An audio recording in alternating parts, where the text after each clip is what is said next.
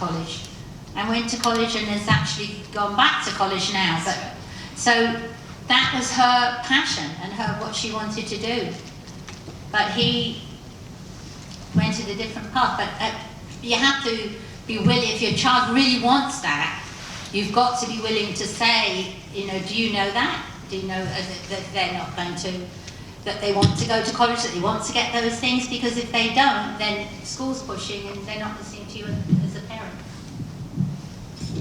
I would tell her to go to bed at 10 o'clock. That's what I would tell her. I'll use an example. The Siemens Award, there used to be a Siemens Award for the top AP student in each state, and then they would take the top student for the whole country.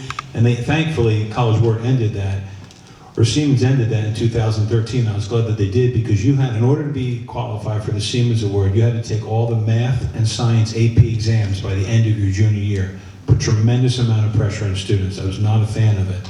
But the last year they ran it, a student in my school was the Siemens Award winner for the state of New Jersey. And then out of all the states, they take an award winner for all of them. So when you take an AP test, you get a 0 from 1 to 5. You get a score, right, from 1 to 5. But you actually get a score like a 92 on each of the tests. And then they take all of those grades on all of the math and science exams, and you get an overall score. And the highest person in each state would be the Siemens Award winner. And then the highest out of all of them would be the National Siemens Award winner. Well, the student who won it the last year they did the award was from the Harper School in California. And he got 8 hours of sleep every single night. He did. And so that's what I would say to your daughter. There are many students who perform well and still get enough sleep, and they're not running crazy. So as a parent, I would step in and say, you know what, at 10 o'clock your light's going off, you're going to bed, and because I'm interested in your effort, not the outcome. And one of the women down there said that before, as parents, we need to praise their effort, not the outcome. And that's what I tell them. I just want them to do their best. And for every kid, one kid's best may be an A, another kid's best may be a C or a B or whatever, and that's fine. I just want my own students to do their best. But sometimes as parents, we need to step in and put some boundaries in to help them, because they may not choose that because, like I said before, they got that record player playing in their head that they got to stay up until midnight and get their work done. That's one thing. The other thing is, and another criticism I would have, is our kids are too involved. They do way too many activities, and I would draw that back.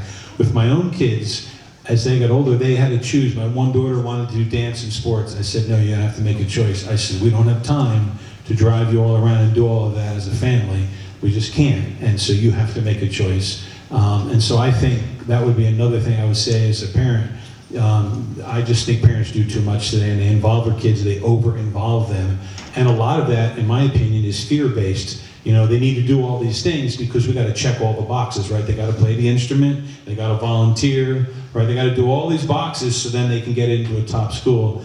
And I think that's wrong. And I have found the parents that don't do that and aren't doing it out of fear, but allowing their kids to pursue the interests that they like and enjoy and do those are the kids that are doing better.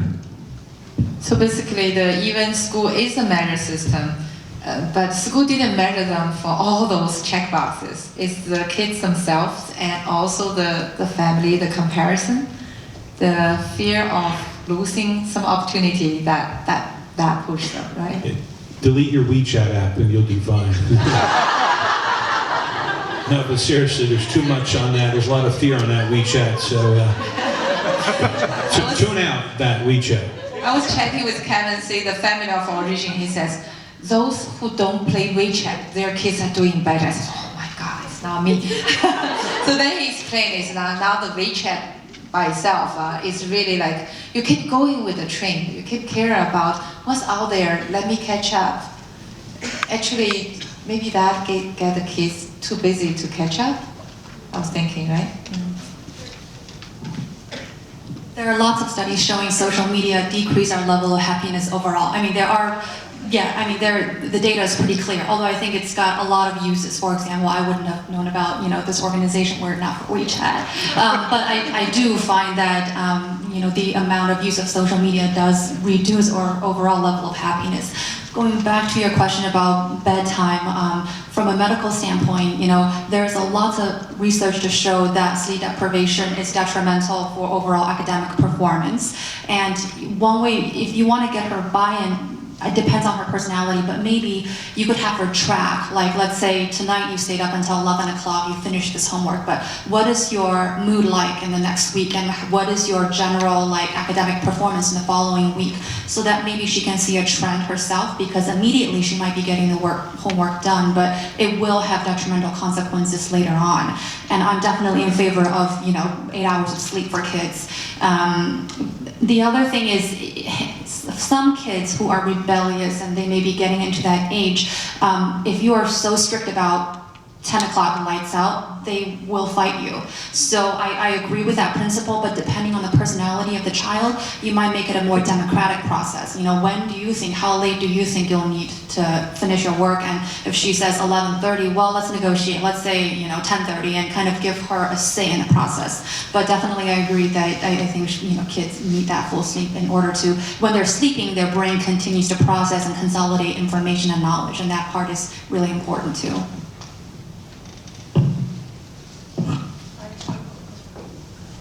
I totally agree with that. The only thing I would add is ask her if she will read some of the research and just have an article for her and then have the discussion.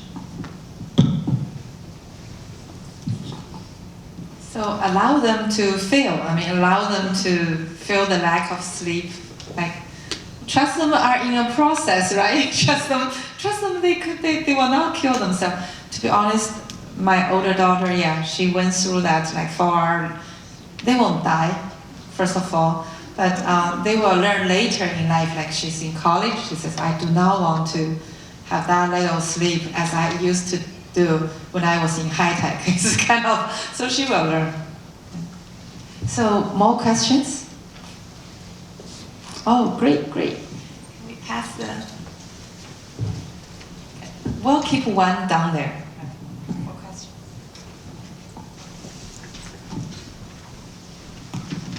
Thank you all the panelists for a great discussion. I'm a new mom for an adult child, like it's going to be 15, but I adopted her. So I'm going through a lot of challenges with her. And I think the best takeaway I got from today's discussion is to focus on my own life, to be happy with my own life first. Hopefully, of course, my husband and I, our life probably will be reflected eventually by my daughter going forward. But because I've gone through a lot of therapist session with adoption agency, and they have the regular home visit and to check the progress of my daughter's doing. We were constantly being challenged to find her interests and what she likes to do, and then help her to pursue her passion and then focus on one thing and do well. Doesn't matter, she may not go to college or whatever the higher achievement from an academic point, but it's very difficult even help her to find what she likes. So I would like to get some help, because constantly we ask, what would you like to do? We can support you. But the answer is, I don't know what I like to do. And should we stop asking that question and just let be? I would love to respond, because the number one best way for someone to find what they don't like, what they do like to do, is to sit in their boredom. Very important, because when we keep asking that, the focus is on the question. When they are allowed, I don't mean boredom like in a classroom that's bored listening. I mean total boredom, sitting at home, nothing to do till she figures it out. Okay, thank you. That's what we've been doing, because she sleeps a lot, but 6 hours at night, but when she goes home from 3 to 8 o'clock, it's all her sleep time, because we probably wouldn't give her any assignment. We shut off the internet because it's uncontrollable. Basically, the sleep is her own world. But of course, we don't know any other solution at this point. I think she's still adjusting the school and language and the environment. So it's very different situation for her, but I think, you know, maybe there are some other ways to be better dealing with situation that we've gone through. Let me just double check. You don't mean she's sleeping too much like depression? Or do you? We don't know. We still have ongoing sessions with therapists. Maybe I can consider one of you to add on to that and maybe seeking for more solutions. But thank you.